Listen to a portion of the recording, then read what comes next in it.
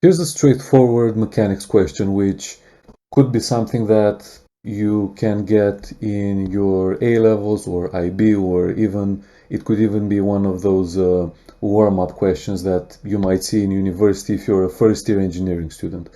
Now, if you'd like to see anything similar to this on the channel, or if you have any questions, let me know in the comments.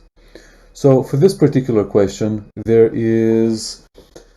are two ways of doing it. One of them would be in the frame of reference of the frame, which would be a non-inertial reference frame, right? Because this is accelerating.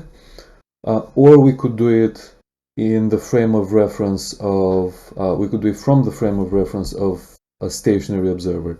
Now, if you do it from the frame of reference of the frame of this, green frame, then you'd have to add something called inertial forces or fictitious forces, but we're not going to do it this way. We're just going to do it from the frame of reference of stationary observer. So in that case, what we'll do is we're going to draw a free body diagram. So that's going to be the free body diagram of the collar,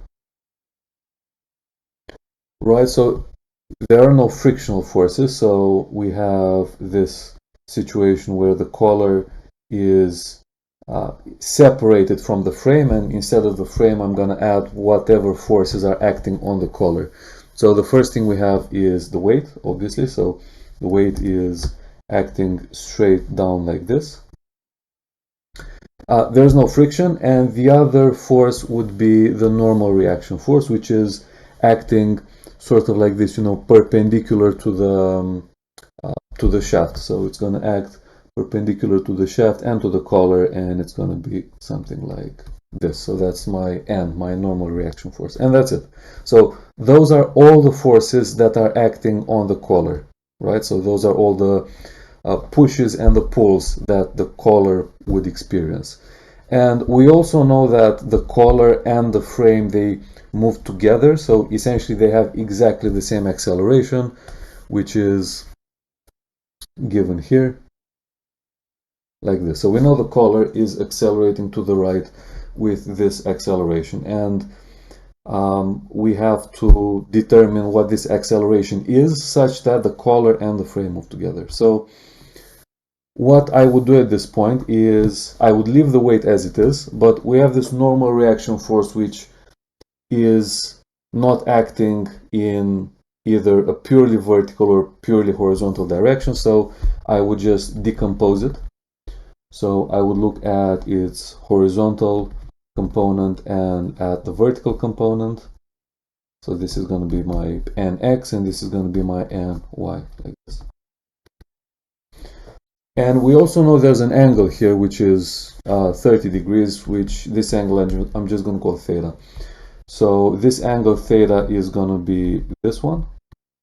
And if you use a bit of geometry, you should realize it's the same angle as this one. So we can get a relationship between the components of the forces nx, ny, as well as n. So we have nx will be equal to n multiplied by sine of theta, and then we have that ny is n cosine of theta.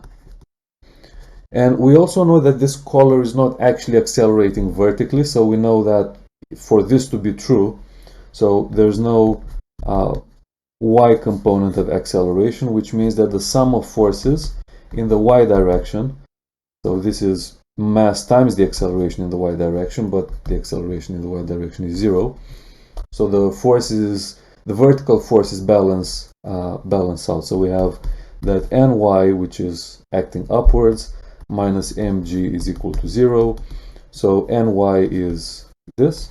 So we have n cos theta is equal to mg. So that's the first equation that I'm going to mark with 1. And then the other thing is that the horizontal acceleration is this a here. So we can write that the sum of forces in the x direction is equal to the mass times ax, which is just a, like this. And there's only one force in the x direction because again there's no friction, so that would be just nx, which is ma. And of course nx is just n sine theta, so we have n sine theta is equal to ma, and that's the second equation. So that's pretty much it. All we have to do now is just solve for a, and we can do this easily because this is a system with two equations and two unknowns. The unknowns are a and n, right? So we have a that we don't know, and we have n as well. So one thing, I think the quickest way to do it is just divide the two equations by each other. So if I do, let's say, equation 2 divided by equation 1, that's going to give me n sine theta over n cos theta, and this is equal to ma over mg.